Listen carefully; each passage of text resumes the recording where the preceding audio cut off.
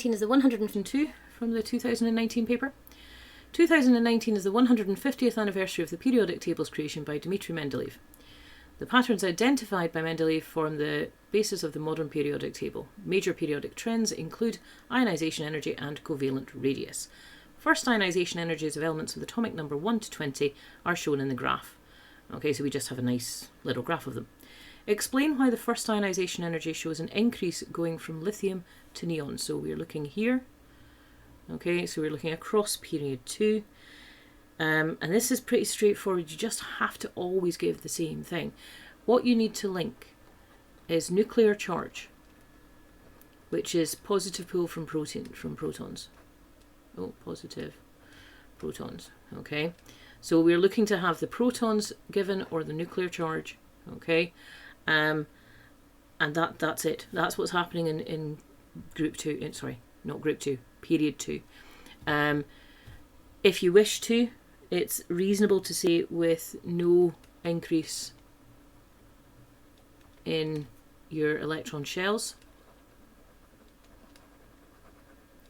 But what you need to be doing is saying that increasing nuclear charge is pulling the electrons closer. That's it. Part 2. Explain why the first ionization energy of potassium is less than the first ionization of lithium. So this is exactly what I was just saying on the top one. You're looking always at how much have I got nuclear charge, my positive pull, versus my shell shielding.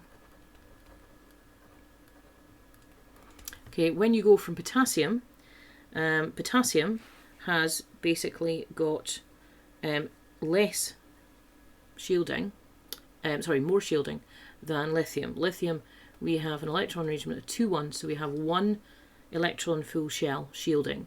In potassium, 2-8-8-1 means that we have 3. Okay, so all of this is blocking the nuclear charge from holding on to that outer electron, and that's what you're looking for. Okay, increased screening because you've got more shells. Graph shows the ionization energy for nitrogen.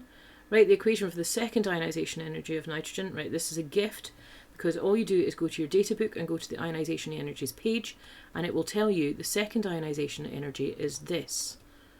Okay, for any element. So you literally just need to put an N in there. Okay, this is at the top of the page. Mark. Done. Explain fully the increase between the 5th and 6th ionization energies of nitrogen. We are yet again talking about our nuclear charge and the screening effect of electron shells. So for nitrogen, okay, what we have is 5 electrons on the outer shell. And those 5 electrons are their pull from the nuclear charge is screened just by basically 1 full shell. Okay, because that's all you got is 2 5. So the positive pull in the center, okay, is pulling on our outer shell. Oh, that's a very dodgy diagram. Let me just clean up that one a little bit. Not promising it'll be perfect, but at least it joins up. Okay, so our positive pull is trying to hold on to these electrons around the outside. Okay, and what we've got is a shell, full shell in the center, which is shielding that positive pull, holding these guys on. So it's not super easy, but you can certainly yank off an electron here. It gets increasingly difficult because you've got, as you go further on, you've got less and less relative negative charge compared to the positive charge. So there's still so it's holding it more strongly, which is why it's going up. But then finally, to get into the next one, to the 6th electron, we've got 2 on here.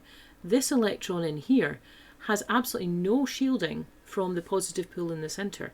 So getting that electron off is going to be much, much, much harder. You're going to have to really pull on it. And that's why. Okay, ionic radius is a measure of the size of an ion.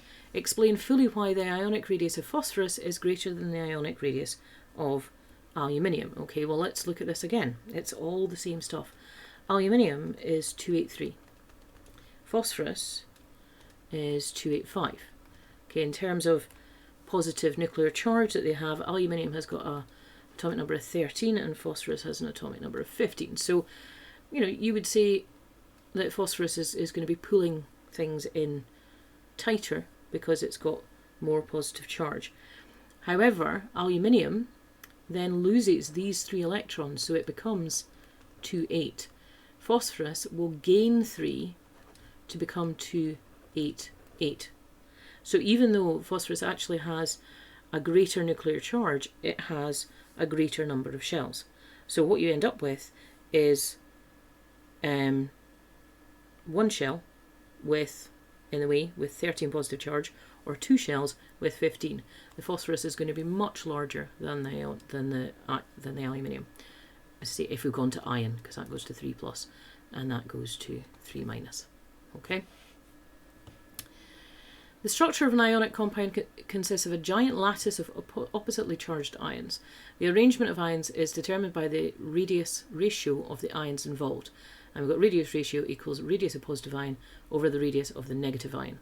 And then we have some pictures of cesium chloride and sodium chloride. By using the table of ionic radii on page 17 of the data book, predict whether the structure of barium oxide is similar to cesium chloride or sodium chloride. Your answer must include a calculated radius ratio. This is actually not too bad at all. Okay, so you go to the data book, you go to page 17. Okay, we are looking for our radius ratio being equal to our radius of the positive ion over a radius of the negative. We're asked for barium oxide. Okay, so barium oxide, that's a 2-, there's a 2+. Okay, so our positive ion is our barium 2+. Go to the page and you will find that that's 135. Our oxide at O2-, that's our negative ion, is 140. Do the calculation, 0.96. Well, this is very clearly like the cesium chloride, so you're going to say that cesium chloride, same ratio, so similar structure.